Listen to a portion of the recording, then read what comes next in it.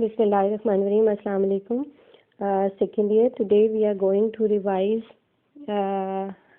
question answers of your first lesson, The Dying Sun. This is a revision phase, as you know it, and we are going to do those questions which are very important from the examination point of view, and like they have been in the past papers many times. Let's start.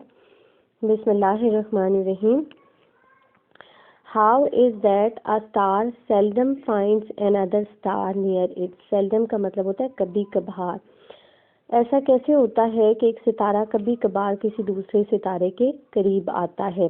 ये बहुत दफ़ा papers में आया हुआ है, और चूंकि हम पिंडी बोर्ड से फ़िलहाल कंसर्न हैं तो जाहिर है उसकी आप रेटेज भी चेक कर सकते हैं कि उसमें ये क्वेश्चन पेपर में कब आया. A star seldom finds another star near it because there may be a distance of 1,000,000 miles between two stars. एक सितारा कभी कभार किसी दूसरे सितारे के करीब आता है क्योंकि जो दोनों सितारों के दरमियान में फासला है वो कितना होता है? 1,000,000 ऑफ माइल्स का होता है. ठीक है, 1,000,000 माइल्स का होता है. 1,000,000 जो है वो 10 लाख के बराबर होता है, तो ऑब्वियसली 1,000,000 ऑफ माइल्स के इक्वल ये जो है वो डिस्टेंस है. फर्दर मोर मज़ीद the star travels through a universe so immense. जो सितारे हैं वो इतनी बड़ी, जिस कायनात में, यूनिवर्स का मतलब होता है कायनात, जिस कायनात में सफ़र करते हैं, ट्रैवल का मतलब होता है सफ़र करना, सो इमेंस वो इतनी बड़ी है. इमेंस का मतलब होता है बहुत ज़्यादा बड़ा होना. इमेंस का क्या मतलब होता है? इमेंस का मतलब होता है बहुत ज़्यादा बड़ा होना, बहुत बड़ा होना. ठीक है. That it is very rare event for one star to come near to another. कि ये बहुत ही रेयर का मतलब होता है एक ऐसा वाक़या जो शाज़ो नादिर हो, यानी कभी कभार वो वाक़या होता हो, कि ऐसा वाक़या है जो कभी कभार होता है, कि बहुत कम ऐसा होता है कि एक सितारा किसी दूसरे सितारे के करीब आए. What happened when, according to Sir James Jeans, a wandering star wandering through space came near to the sun? ठीक है, कि क्या सर जेम्स जीन्स के मुताबिक क्या हुआ जब एक वॉन्डरिंग स्टार, वॉन्डरिंग का मतलब होता है घूमना फिरना, बग़ैर मकसद के घूमना फिरना, कि तो एक सितारा जो खला में घूम रहा था वो एक दूसरे सितारे के करीब आया तो क्या हुआ? When a wandering star wandering through space came near the sun, कि जब एक सितारा खला में घूमता हुआ सूरज के करीब आया, near the sun, सूरज के करीब आया. It raised tides on the surface of the sun. Raise का मतलब होता है ऊपर को उठाना, tides का मतलब होता है लहरें. Surface of the sun कि सूरज की सतह पर उसने बहुत सारी लहरें बुलंद की. Forming a very high mountain. और वो लहरें कोई बहुत छोटी छोटी लहरें नहीं थी जैसे हम समंदर की लहरों में से देखते हैं कि समंदर की लहरें जैसे छोटी छोटी होती हैं, वैसी लहरें नहीं थी, बल्कि वो बहुत हाई माउंटेन्स थी. These tides were different from the little tides which the small mass of moon raises in our ocean. और ये लहरें बहुत मुख्तलिफ थी उन लहरों से जो चांद हमारी ज़मीन में या हमारे साहिलों के ऊपर जो है वो लहरें पैदा करता है. An immense tidal wave must have travelled over to the surface of the sun. Immense tidal का मतलब होता है एक बहुत बड़ी लहर जो है वो सूरज की सरफेस के ऊपर जो है वो पैदा हुई. ठीक है, सरफेस ऑफ द सन.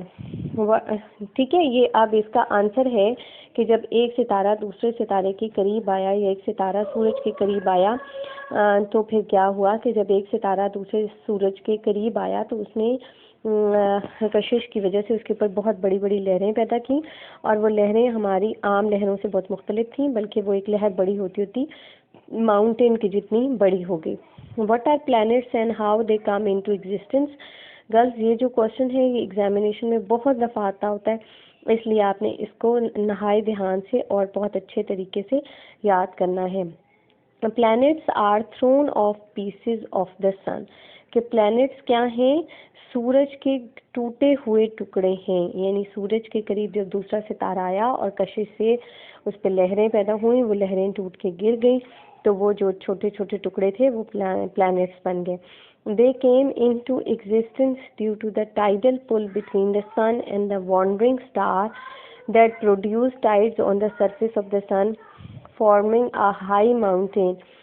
اور یہ اس وجہ سے وجود میں آئیں کیونکہ بہت بڑی بڑی لہریں سورج اور گھومتے ہوئے ستارے کے درمیان میں پیدا ہوئیں، اور وہ لہریں سورج کی سطح یا سورج کی سرفیس پہ پیدا ہوئیں. انہوں نے ایک بہت بڑا پہاڑ کی شکل اختیار کی. The strong tidal pull between the two stars broke the mountain into pieces. اور یہ جو لہر تھی، لہروں کی طاقت تھی دونوں ستاروں کے بیچ میں، وہ چھوٹے چھوٹے ٹکڑوں میں کٹ گئی. These broken off pieces are called planets. These broken off pieces are called planets. ٹھیک ہے، are called planets. کہ یہ جو ٹوٹے ہوئے ٹکڑے ہیں ان کو ہم planets کہتے ہیں. ٹھیک ہے، چلیں جی اگلے صفحے پر چلتے ہیں. ہم آگے ہے write a note on the beginning of the earth, کہ زمین کے شروع کے حالات کے اوپر ایک نوٹ لکھیے. یہ کوشچن بھی امپورٹنٹ ہے اور یہ بہت دفعہ پیپر میں آتا ہوتا ہے کہ زمین کے شروع کے حالات پہ ایک نوٹ لکھیں. In the beginning life started in simple organisms which were able to reproduce them self before dying. شروع میں زندگی جو تھی وہ اتنے سادہ قسم کے آرگنیزمز یا سادہ جانداروں پر مشتمل تھی جو مرنے سے پہلے صرف اپنے جیسے اور جاندار پیدا کر لیتے تھے. From these humble بگننگز came a stream of life which became more and more complex. ان عاجز سی شروعات سے ایک ایسی زندگی شروع ہوئی. اسٹریم کا ویسے مطلب ندی ہوتا ہے، لیکن یہاں پر ایسی زندگی کا آغاز ہوا جو آہستہ آہستہ بہت پیچیدہ ہوتی چلی گئی. In the end it produced human beings who have feelings, ambition, sense of beauty and religion.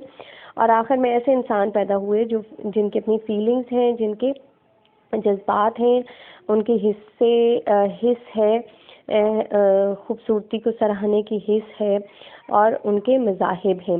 یعنی یہ چیزیں ایسی ہیں جو انسان کو ایک بہت کمپلیکیٹڈ مخلوق بناتی ہیں، پیچیدہ مخلوق بناتی ہے، کیونکہ باقی تمام جاندار جو اس دنیا میں موجود ہیں ظاہر ہے وہ آتے ہیں دنیا میں، کھاتے ہیں پیتے ہیں، اپنی نسل کو آگے بڑھاتے ہیں اور اس کے بعد مر جاتے ہیں. لیکن انسان کی جو لڑائیاں ہیں، ان کے احساسات، جذبات، ان کی ڈٹرمنیشن، ان کی خوبصورتی اور بدصورتی اور ان کے مذاہب کی بنیاد پر ہوتی ہیں، جو کہ ایک بہت مشکل بات ہے. Why there is no life on stars؟ یہ کوشچن بھی پیپر میں بہت دفعہ آتا ہے. There is no life on the stars because of their unsuitable temperature. ستاروں کے اوپر بالکل بھی زندگی نہیں ہے. اس کی وجہ یہ ہے کہ وہاں پر unsuitable temperature ہے، کہ وہاں پر جو درجہ حرارت ہے وہ بہت ہی نامناسب ہے. The stars are collection of fire scattered through the space. ستارے اصل میں آگ ہے جو کہ خلا میں ہر طرف پھیلی ہوئی ہے. اسپیس خلا کو کہتے ہیں، اسکیٹرڈ پھیلے ہوئے کو کہتے ہیں، یعنی ہر طرف بکھرے ہوئے ہیں. These are extremely hot for life to exist اور دیم. اور یہ بہت شدید گرم ہے. ایکسٹریملی ہاٹ کا مطلب شدید گرم ہے، ان پر زندگی کا وجود نہیں رہ سکتا. Life needs a suitable temperature at which substance can exist in a liquid state.